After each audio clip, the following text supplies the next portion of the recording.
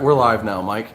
We're on air. So tell them what we're doing, and I'm going to go in the other room and try to listen.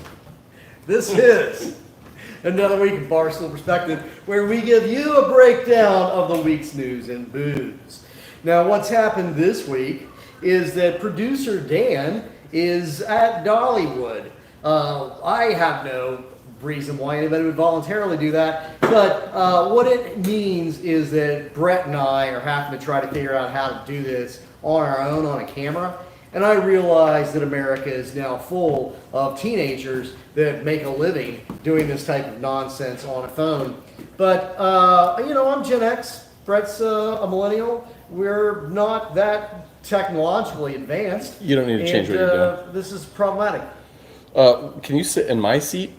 Sure. And then we'll get started.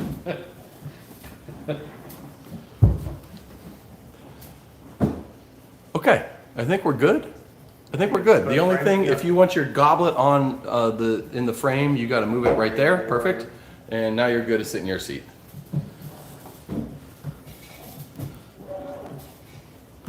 Okay. All right, Mike. I think we're golden. I'm gonna come over and we'll get started. Hey Dan, fix this all in post, buddy. Yeah. Oh shit, it's live. Yeah. So for those of you who are just coming into the live chat, hey Owen, it's good to see you. And it sounds a little bit funny. It's because this is literally being recorded on my telephone rather than Dan's nice fancy camera with the. You guys don't usually see them, but we got like hanging microphones, and it's a pretty legitimate setup professional, in here. man. Actually, you know what? We'll do a studio tour at the end of the show. We don't normally have the ability to do this, so if you're still here at the end of the show, but yeah, we'll right. I'll pick the camera up. I'll show you around. It'll be a lot of fun. So, Mike, we cleaned the bathroom last month. Well, we're not going in the bathroom. Should we redo the intro or anything now that we're officially started? Sure. This is another week of Barstool Perspective, and we are going to give you a breakdown of the week's news in booze. All right. Cheers. Good to see y'all. Thanks for coming out. And again, with the freakishly tiny little glass you have. Missing Link Fest. Maybe you've heard of it. It's not happening this year. We are doing a tasting, a tapping. We'll be here getting drunk all day. Yeah, June that's 7th. So that's what's going to happen. Yeah. So anyway, let's get to the news. Modelo has a new competitor, Walmart. Walmart is entering the private label beer game with their own private label beer, and it looks like Modelo. Walmart beer. Yeah, it's called Brewmaster's Golden Cerveza, and it legitimately looks like a Modelo label. Shocking. Here you go. You can see it. Yes, it looks very. I'll post I'll post the link in chat for you all that are out there. Yeah. There you guys go. It's kind of interesting that this is just now happening, because when I was young, I tell a story in our book, Brett, that you can get at CincinnatiBeerBook.com. Oh, but I understood that cue. My story about the very first beer that I drank, it was either a generic beer, which was a thing for a while, it's just like a white label, said beer. Love and but then there were company beers, and Kroger had its own beer. It's like Kroger Cost Cutter beer, had like the scissors on it, and so that was the thing. Those beers I don't think were good, but they were actually probably just made. They were liquid streams. Yeah. Probably tasted exactly like a Busch or something. Well, we've talked about this with before, where like when I worked at Cargill and I made flour, the King Arthur flour that tons of bakers love to say is so much better than every other flour. I can tell you with 100% certainty, it was the exact same wheat from the exact same silo that was used to make any other private label and cheap flour brand. There is no difference other than marketing. So like King Arthur flour isn't better. You're just a doofus. So if you bought like IGA green beans, they might have actually been made by Green Giant. They probably were, because then Green Giant's winning twice. Yeah. You're buying Green Giant, you're also buying that. Everybody. But you're paying less for the exact same thing because the packaging isn't as sexy. So it's kind of I don't exactly understand why that ever went away. I think this is going to be a good theme for this episode. I want to get back to that, why it went away. Yeah. But I think margins is a good theme for what we're going to talk about today, especially when we get into a couple things with Molson Coors later and some other stuff, top beer brands and growth. Margins. Like, my God. You know how much it costs them to make that bag of green beans you're buying with the Green Giant name? That's probably $5 a thing. Very little. 5 cents maybe. It guarantee the plastic costs more than the beans on the inside. Like, you're paying exorbitant amounts of markup. It's absolutely insane. It was, as always, I don't know enough about the history of capitalism, the history of business, and the history of sales, but my God, hearing some of these companies and what they sell things for versus what they cost to manufacture ever since, especially once we started like exporting production overseas, Jesus H. Christ, Mike. Yeah. Holy crap, we're getting all screwed. We're getting small farmers can't afford to grow those beans and make a living margin. But the Green Giant is rich, baby. Yes. Yeah, so why did it fall off in the first place, to get back to your point? Why is private label, why did it fall off? Because things were good and we could afford to pay more money for marketing? And is it purely economic right now that we're getting back into private label? Could be, although Costco, I think, has sort of led the way on this. But that's where my head's at. You know, I guess where it started to fall off was around about that same period of time where you see regional breweries being killed off by massive advertising campaigns. So what you had happening by the late 80s, mid to late 80s, was that Budweiser and Miller were both telling you that if you wanted to look cool and get laid, you had to drink one of their beers. You know, if you're drinking a lesser beer, even if from a flavor profile standpoint, it's indistinguishable, even if it's a liquid stream and it's like literally the same beer, your personal status in the greed is good 80s had to do with the branding of your beer. It was an old school form of peacocking, basically. Yes. Yeah, so that's probably part of it, but why has alcohol resisted the private label barrage for so long? Because I feel like it's like literally there's not like private label beer anywhere that's had success up until recently with Costco and Aldi brand and Trader Joe brands are really gaining some momentum. Yeah. But that's all recent, like really recent. Yeah. Well, why? Why is it like, hey, you know, gone through cereal and gone through other foods, but not? Yeah, I don't know. I mean, the moment that we were in looked a lot like the 1980s in terms of the worship of just complete worship of materialism and narcissism. But I think that we're rapidly heading into a period that looks like the 1970s in the stagflation and collapse of the economy. So, you know, maybe they're getting ahead of that as a driver. I mean, I think like generic beer and cost-cutter beer came out of the 70s. It was out of a period of real economic malaise in this country. And then things, you know, got better in relative terms. They also got just more brand recognition. So that's very inarticulate analysis to this, but I think it's where it's at. No, it's got me thinking. First, hey Julia, hey Noam, good to see you guys. Thanks for tuning in. Longer than life. If the things sound weird for you guys, it's because we're on my phone today and not Dan's nice camera setup, and we don't have the nice the speakers up top. So apologies for the weirdness, especially because we're not normal orientation, but we're doing what we got. But my question that I wanted to give you before we wrap this segment up, do you think it's gonna find success? Do you think Walmart, you're hipster, you're kind of cool. I feel like the cachet is still there. If you're like, no man, get this Aldi brand. It's actually made by this really good brewery, but like it's cheaper and like it's still really fucking good. But like, is Walmart gonna be able to cash in on this? Are they gonna get the same cachet, or are they just gonna find success because it's Walmart and they're huge and it's gonna be cheap? Yeah. Yes. Now I think that, I mean, I would be surprised if you're finding it to become the top 10 largest selling beer in the country anytime soon. or ever, but I think that it's probably going to be quite profitable.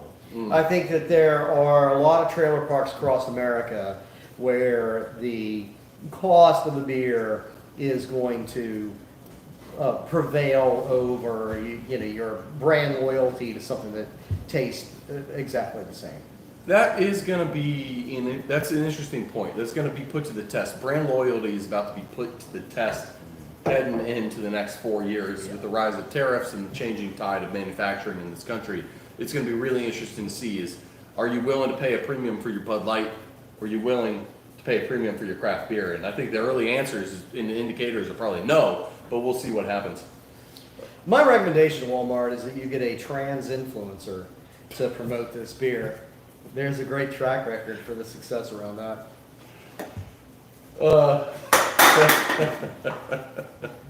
Okay, Mike. 25% of all spirits sold at this point in time are now RTDs. Is it a little robot? Wait, is there a robot called RTD? No, that's R2D2. Jesus Christ. What RTD? What little robot? 25% of all spirits? Yes. So, all spirits? Yeah. Good God. Yeah, it's a lot. It's a lot. And now that's by volume, and I don't know if the volume calculation counts the fact that it's watered down, or if it's You're like going to drink a lot more of an RTD than you are of Woodford Reserve. So what would be interesting is, like, do they back it out on a proof gallon basis, which is how the government taxes you, which then takes it to like 50% alcohol, I think. So does it get neutralized to a proof gallon or not? I don't know. But Just pure liquid volume. Yeah, but the fact that it's still at a quarter of the sales by volume is proof that, like, convenience is here to stay, which makes sense to me. Laziness. Of course that's what it is. But that's a hell of an increase. Is it? How much has it been up? 5 to 22% over the last 4-year period every year. So 50% between 19 and 24 in total. That's a huge growth. Yeah. That's a huge growth. 20-some% a year? Yeah. Holy God. Yeah, that's a lot. Yeah. I don't think it's going to go anywhere. And quite frankly, I'm okay with it. Like, there's not a lot of RTDs I'm going to go to the gas station and buy. But if my time, limited time, traveling overseas in the UK is any indication, being able to go to the convenience store on the corner, buy a G&T, and walk around and be able to drink it is any indication, then yeah, that's going to happen here in the States too. And for the US, it's probably going to be some sugary bullshit rather than a gin and tonic. But being able to buy a gin and tonic, which isn't exactly a classy cocktail anyway, I'm here for it. But it's also, whatever. I mean, it's also not that complicated. A GD G&T, it's gin, it's fucking tonic. Like, it's not, you don't have to be a chemist. Yeah, exactly. You don't need a colander for it. Wait, you don't need to make your own. What's the colander symbol? It's like this, right? Okay. Yeah, that's, if anybody when you're using a colander, if anybody ever does that, straining stuff. What they mean is making a martini. Mike, I'm gonna go hang out with the boys this weekend. You want to join? Yeah, we'll have martinis on the weekend. Anyway, the point is. Speaking of martinis, I got a story for you once we get off air. You'll enjoy it. I totally forgot, but yeah.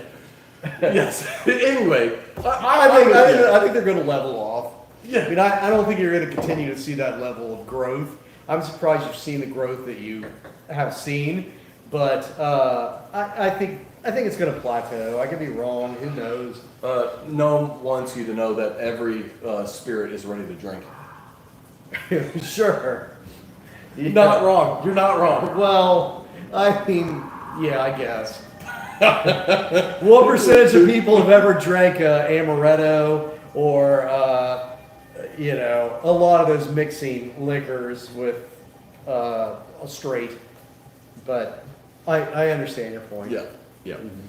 Mm-hmm. Okay, before we move on to the next. I understand your point now. Before we move on to the next segment, I think this is a good dovetail.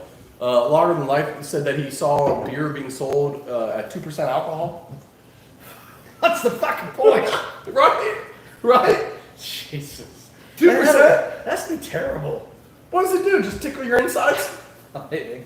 Very gently. Yes. Is it a diuretic? It's like, hey, you need to piss some more? Yeah. Drink up. It sounds like a good water. All right. Craft beer volumes had a terrible Q1. Right. It's shocking. Down, I think, like 4.4% by volume and 4% by dollar, but around 4% across the board, dollar and volume. So, I mean, we've said this how many years in a row now? But however many we've been doing this. Mike, can you say the phrase? Year Can you say two. Beer is fucked. Is craft beer dead? Yeah, craft beer is dead. Craft beer is not dead, and that's what these numbers show, I think. But craft beer has reached its leveling point. Craft beer has reached its saturation point. And I don't think it's reached its bottom anywhere near. Especially not with what it appears is going to happen with the economy in the next year. We're going to lose a lot more craft breweries. But we've already lost a couple in the last week. Alamo Beer Company among one of the bigger ones. But yeah, we're going to lose a lot. Yeah, we're going to keep shedding breweries, and some of them are going to get bought up and consolidated. It could give us where there could be a positive cyclical trend from a drinker standpoint. Is that maybe 5 years from now we have much better craft beer again, less of it, but what has been the real kind of weird thing with craft beer is that the more breweries we've had, the lower the quality of beer has been. Yeah, I'm trying to figure out a way to say that smartly. Like, you're right. When you have too little, which is what we had in the 70s, in 80s, into the 80s, early 80s, it was terrible for the beer drinker as far as selection. We hit this really nice spot. I don't know, maybe For a bit in the 90s. Yeah, into the 90s and the early aughts, maybe even to the early 10s. But like at some point, we passed like the event horizon, and it became there's so much competition and growth is slowing that we all are just chasing any trend we can in order to keep pushing growth, which then homogenized on the other end. We had homogenization when there was too little. We have homogenization when there's too much. The Goldilocks is right in the middle, and we've surpassed it. It seems counterintuitive to have less choice with more breweries, but you're right, it does happen on either side of it. So a bunch of people are going to die, figuratively speaking, also literally, but figuratively speaking, and I think that what it means is we'll wind up with better beer. Fewer options, but better beer a few years from now if we're all still alive. No, you're jumping the Tilray gun. We'll get there. We'll get there. We'll get there soon. But yeah, I agree with you. It's gonna come back. It's just gonna be slow. You think 5? I think more like 10. I think it's gonna have to be a generation. We're gonna have Gen Z that doesn't give a shit about craft beer because it's the Gen X millennial thing, and then Gen Alpha will come and maybe get into it a little bit. But then it's the next generation of drinkers. So like 10 years from now, craft beer is gonna be like, oh dang, did you have that thing called an ESB? And now we're gonna see some positive movement again. But we got time. But that's okay. I'd rather be in a cyclical cycle like this rather than we were down and then up and then like, let's just steady off. Like restaurants. We don't need 20 fucking million of them. Some breweries are just going to find their place as a solid neighborhood or small town brewery where they're making consistently decent beers, maybe some making exceptionally good beers, but all they're going to function on is on-premises sales. And some will die and some will grow. You know what? That's what kills me about, if you're tuning in, you're not from Cincinnati, you're not familiar with our local market. Just picture any of your regional small neighborhood brewery. But that's what kills me about our local Fibonacci. Now they're shutting down, and it's not because financially they can't exist anymore, which I guess is kind of part of it, but that's a broader capitalistic fucking issue where like just being a small business is almost impossible to even exist anymore without working yourself to death and then not even be able to save retirement, yada, yada, yada. But like they could continue to exist. But what the broader issue is that craft beer culture killed them. That's why they're closing. Like Betty Bolus was on the Brewers Association board for 3 years. You sign up for 3-year terms when you get elected. She came in. She was bright-eyed and bushy-tailed. She loved craft beer. I bet she still does to a degree, depending on the craft beer. Beer itself, the liquid, I'm guaranteed she still loves, and some people in it. But she went into that like, I'm going to help make real change within craft beer. I'm going to be a force for good. I'm going to push and fight for the things that I'm doing locally. And you know what happened? Is it beat her the fuck down, and she got done with her 3-year term. And in the last year, she says, I can't wait to get the hell out of beer, out of the Brewers Association. And they sold the business and got out. And I don't know enough about Bob's Tale, her husband and co-owner and the brewer. But the same thing happened with him. He got to the point where he's like, I don't want to brew anymore. I don't want to be involved. They hired somebody in. And that's what worries me about craft beer. It's Cocktails? not cocktails. It's not that the industry is maturing and hitting a plateau. It's that like the industry is eating itself. Yeah. You know, or Boris. Like, what are we doing? Why are we letting these people who have passion and vision and care about other people get burned out because you're a jackass? It was a. We will eventually get back to new episodes of our podcast. I didn't know we were telling lies on air anymore, Mike. We gave that up. Trump says gas costs $1.98. So, no, I mean, we are going to... How about a dozen eggs for 50 cents? We are going to get back to those. But when we started this, the whole idea of it and the premise was the broader social context. Like the early craft beer movement was this cultural revolution.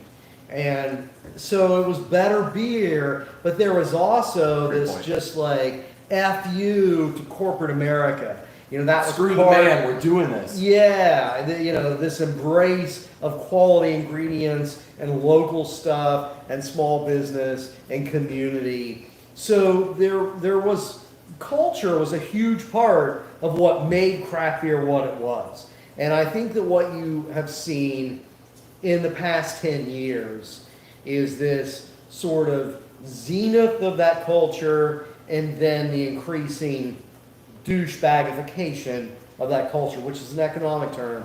But I heard Jerome Powell say the other day. Yeah. Well, in part it has been, we have discussed this in the past, there was this period of time, especially right after like Cheers was a really popular show, every idiot with more money than sense felt that it would be fun to run a bar. I think the same thing happened with breweries. Like a lot of idle, half-wit rich people decided they needed to open a brewery because it would be fun, and they made a good batch of homebrew once. You know what's funny about that too is every episode of Cheers I've ever watched has never really been a busy bar. So they even think about it. Rent was probably really high in Boston. It's a big space. They're not making money. Yeah. They're not making money. Yeah, the economics of Cheers is probably as bad as like the economics of Friends. Like these broke chicks that live in this like $8,000 a month apartment. Yeah. I went to the Cheers bar in Boston. Yeah. Which apparently was where they filmed it or whatever. Yeah.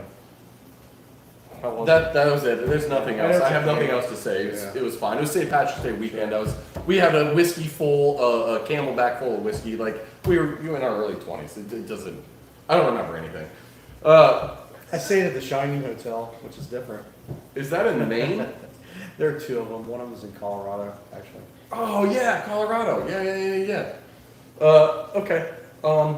The top 50 breweries. Craft breweries list got released. Mike, do you remember any of the notes that you have written down about some of the more interesting facts about it? I remember being impressed and depressed with the growth of Rheingeist. Why is that? They have jumped up a lot. Yeah, they jumped up to 16 from like 20 something, low 20s. Yeah. So they've passed, I think, for the first time, Great Lakes. Yeah, that's depressing to me. Just because Great Lakes makes better beer. I don't hate Rheingeist. It's just, the beer is not, I don't know why. I've never understood the growth of Rheingeist. the growth of Rheingeist is, the story of capitalism. You start with a lot of money, you make a lot of money. Yes, and then you have a good product that has great world-class marketing. Yeah. In hindsight, I think their most innovative thing Rheingeist ever did is Marketing. innovative marketing. They had a look that no one else had. They came in, they crushed it. They focused on fun first. Like that's their thing. We're fun more than anything, and that resonates with most people. They're the sugar of craft beer. And truth was and remains one of the best classic 2010s West Coast IPAs in America. I mean, it is a really solidly good beer. I don't hate on Rheingeist. I just they were a lot of right time, right place, but also right decisions at right time, right place. They're great. They're great at business. They have done business well, and the business they chose was craft beer, and they make really solid beer. Noam and Julia say they actually make amazing beer if you go to the tap room, which there's some I really enjoy and agree there. They won GABF medals and shit, so it's, you can't say they don't. Yeah. You know what? I go to that tap room. I don't know. Let's move on. The other thing. You're going to get us in hot water if we keep talking about it. This is what's going to happen. Brewdog also grew a lot. Oh, did they? Which I have no explanation for that. I don't know how these numbers are calculated. But there might be some chicanery going on. I forgot to submit our numbers this year. We didn't make the top 50. Yeah. But there might be. That's the only reason. There might be some chicanery going on. You didn't want to brag. I think Brewdog's doing a lot of contract work. A lot of contract work. Yeah. And I think that helps their numbers. Volume. Yeah. Yeah, and I don't know if how export factors into that, but are they brewing here and shipping elsewhere? Because I know they got. Because I can't say I've been into a liquor store and seen packaged Brewdog beer. In part because it sucks, but yeah, I don't know how their numbers are what they are. I think their beer is terrible. Their company is terrible. Their tacos are really good, but. If Rheingeist had more boisterous owners, they would be Brewdog. They're the same company to me. In my mind, I can't pull the two apart. It's extremely well-made beer that's not great, with a good experience in the tap room, with what could be great beers at any given brew pub based on the brewer, that largely is focusing on fun and hitting corporate metrics. Corporate punk as fuck. I mean, it's corporate fun as fuck. What's the difference? To me, they're the same, but with just different values as a company. Yeah. One is faux punk. That's the only difference. Right. We got Scottish pricks and American pricks. Mm-hmm. We're all pricks, myself included. I'm just we're just less successful pricks. That's all, Mike. Right. Sure. I think we can argue everything here except that you and I are both pricks. So is Yuengling's a craft beer? Because they're number one. Absolutely fucking not. But they're barely a drinkable beer. But yeah, they are, by the matrix of the Craft Brewers Association, the way they calculate things, I think which was predominantly done to keep Boston beer classified as a craft beer. Yes. They are defined as a craft beer in terms of volume, which is what, 6 million barrels of beer a year or something. It's an ungodly amount crazy. of money. I mean, a large size regional brewery is 30,000. Yeah, that's and big. You can still You're probably top 100 at 30,000. Yeah. Rheingeist is probably topping over 100,000 right now, and they're number 16. I think we were top 300 at 10,000 barrels when we hit that. Yeah. And so to suck up to Jim Cook, which I'm not, I suck up to Jim Cook on here all the time. Oh, we've seen it. Yeah, we've seen it. But to suck up to Jim Cook, they increased that volume production number to 6 million, which is not really, for fuck's sake, you're not a small brewery at that point. That's why I hate the Craft Brewers Association too. And that's like, I get what Jim's doing. Because in It his is still heart, quality beer. I mean, in his heart, he's still a craft brewer. So I Right. get he wants the Brewers Association to bend to his will. But the Brewers Association needs to have a goddamn backbone and be like, look, this isn't craft. Jim, we love you. You love good beer. You make good beer. But you're not craft anymore. But it's just It's not craft. It's Yeah. not craft. It's not. It's good. It's not craft. Yeah. Now, speaking of... It is a quality mass brewed beer, but yeah. Tilray, number 4. Our Yeah. boys, Tilray, Yes. number 4. why in the fuck is the stock now like? I saw it sub 50 yesterday. Is Oh my it still god! sub 50? I don't know. It might be. I guess I gotta buy more of it if it's under 50 cents. Listen, I always thought that it's 45 cents right now. It's down 5%. Oh again. my god! No, I always heard... Be reminded, this stock was at $30 a share just a couple of years ago.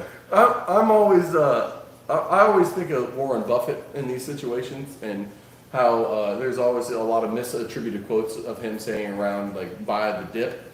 And what he actually always says is you buy the climb. You don't buy the dip. You buy the climb. We're buying the dip right now. Yeah. I continue to buy the dip. I'll probably keep buying the dip. Yeah, it can only dip so much farther. Yeah. 45 more pennies is all the much further it can dip, Mike. Yeah. Wow. I wish you had explained that quote to me earlier. I learned it this week. I just learned that. I didn't know. Well, that's great. We are not financial advisors. We do not know finance. What is that thing he said about being wasted in Margaritaville? I think he's... what? Bananas and blow? Something like that? Something like that. Well, they're number 4. They Dubel's number 5. Gambrinus, which is Shiner and Trumer, is number 6. I mean, seriously though, let's back up this fill rate. How in the hell are they? I mean, they have seen significant growth with these brands, and we like Tilray not because of their beer brands, but because of how they're positioning themselves to be a major player in the weed drink market. But for God's sakes, their beers are doing well. Yeah, they're not doing bad. Why? And their financials are good. Like, what in the fuck? Who knows? I don't understand. I don't understand the stock market. I don't understand the economy. I don't understand anything really about money and how it works and why. They did close one of their breweries, Hot Valley, up in Eugene, Oregon, I think, but like it was a smaller one. They did around. Who cares? That's why you buy these conglomerates so you can kind of push and pull resources. So I don't get it, Mike. I really don't. Warren Buffett said that sometimes the best thing about a cheeseburger is that you have it in paradise. Did it? Yeah, sure. Oh, man. I don't know. It could The be Oracle of Warren Omaha. Buffett. Well, out I of get the confused sometimes. out of the top breweries in general in the United States, number 7 is kind of the first craft brewer, and it's Yuengling. Outside of that, it's Anheuser-Busch, Molson Coors, Constellation, Heineken, Pabst, Diageo, then Yuengling. So There's been almost no change in that. Like your status is what it is. it's the, AB InBev, I mean, Bud Light may have taken a massive shit, but it hasn't really impacted the bottom line of AB InBev. It's just shifted. I mean, Mick Ultra picked up what Bud Light lost. Noam asked if Wheat Drinks are taking a big hit in Kentucky. They're taking a hit. There's been a couple things with Wheat Drinks in Kentucky that have slowed things down. One, they put a 5 milligram cap on a single 12-ounce serving. So if you have a can, it can only be 5 milligrams. Not a big deal. Kind of Most of what sucks. you're making is in your 5 to 10. your sub brand is 5. Yeah, we do a lot of 5s. So it's not a huge deal. What I think is really actually the worst part is that on-premise was banned entirely. It can no longer drink really? on-premise So, than no Wheat shit. Drinks in Kentucky. And this was all done because of the Kentucky Bourbon Lobby pushed through an emergency bill through a committee. And if it goes through a committee, you don't need full Congress, state congressional approval because it's an emergency. And the emergency was obviously the Burger's kids. not making enough money. Well, that was the real emergency. But what they were saying is the kids might get their hands on these drinks. So they put in a whole bunch of shit to tamp down on that. So if a child is drinking at a bar and they're gonna have they switch from whiskey and Coke to wheat drink, we got a problem with the kids.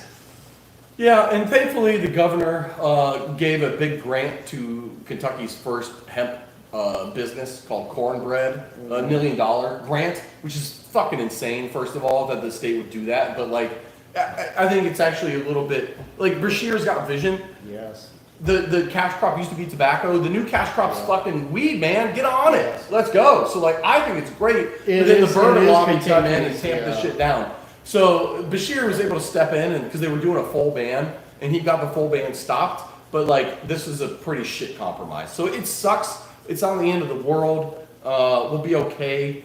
Hopefully Ohio doesn't do anything equally stupid. We got a couple dumbass state senators in Ohio, specifically Huffman, trying to do some dumbass shit. But it's looking like we're gonna end up in a similar spot. We're aiming for like 10 milligram cap in Ohio. Hopefully we keep on premise and we can just keep chugging along. So I'm not terribly worried yet. How much of your sales, though, of like the weed drink that you do, how much of that is on premises versus off? Well, the on-premise stuff is just really getting going, so it's a small percent. But there's a lot of opportunity there, and if you're really going to change the culture of the zeitgeist, that to me is the bigger thing. You're right about the taxes too. But to me, they use the tax thing as it's a foil, right? Like they're pissed about the taxes, but really they're just pissed about competitor to their drug share is what they're mad about, and they use the taxes as leverage as a talking point for something politicians understand. Oh, they're not paying taxes the same way that alcohol is paying taxes. Well, a lot you go back to the 80s, a lot of the biggest funders of anti-drug campaigns that really focused on marijuana were Anheuser-Busch and some of the biggest brewers, because they recognized, going back to the 80s, the threat that any form of legalized weed posed to them as purveyors of a competitive recreational drug. Well, and hemp's got two things going against it. It's got alcohol, and it's also got recreational cannabis. Yes. The whole rec market's like, F you guys, you're not going through normal channels. You got to sell in dispensaries. You've got the hemp exception and the THCS. There's a lot of people with a lot of whatever. The cat hopefully is out of the bag enough to the point where you can't get it back in, but like it's crazy times right now. Everything's changing on a weekly basis. All right, we're running long, so we'll I'm gonna jump to the last story. Best gin in the world, Conniption, Navy Strength Gin. Love it. Have you had it? No, I've never heard of it. Okay. Well, it won according to the Bev Taste competition judging. But it's an American-made. Yes. Yeah. We beat out the Brits at their own game. Yeah. Isn't like this competition? I forget where it's held, but it's the best in the world. One of them, I think, is a Costco brand. Oh, really? Yes. Oh, yes. shit. One of the gold medal winners in best gin in the world. Kirkland's signature London Dry Gin, which is an in-house Costco brand gin. Oh, we brought it full circle, Mike. Yeah. Private labels. We did it. Beginning, middle, end. When the hell does that happen around here? Cheers to that. Love you, people. That's going to take you on a tour. Let's do a quick tour before we get off air. Let's see here. Okay. Here's the bar that Mike mainly built by himself. It's a wet bar. This area had nothing originally. Here's a beer cooler that we got from actually Fibonacci Brewing Company of all places. This is the wet bar itself. The sink currently leaks, so we don't use it. It doesn't leak underneath though, because Mike did a really good job. It leaks 3 stories down in the fucking basement. So that's cool. And here is our room that Mike keeps his plants in. You could call it a greenhouse, but it's not a greenhouse. Yeah, it's the vision. That's the vision of it. So when Mike throws those beer cans, he's aiming for this trash can. Now, as you can tell, he was throwing beer cans all episode, but this trash can's full. He's just throwing them on the ground like a frat house. Yeah, we're 38 and 50, and we're throwing shit on the ground like a effing frat house. Mike, this is his office. This is where he makes martinis. And he's got a nice little private patio where he makes public martinis. This is Dan's office. And yeah, that's it. Here's the behind the scenes shot. Yeah, we've been up here for about 2 years now, and we still are woefully behind on renovating the place. But there's those delicious. It's a lot less shitty than it did. It does. And those are the. Don't knock that fucking light over. Oh, shit. Dan's going to kill us. Those are the things that record audio, microphones, and that's it. So see you fuckers later. We love y'all. Peace out. Have a good weekend. How do we stop this recording? Have a martini.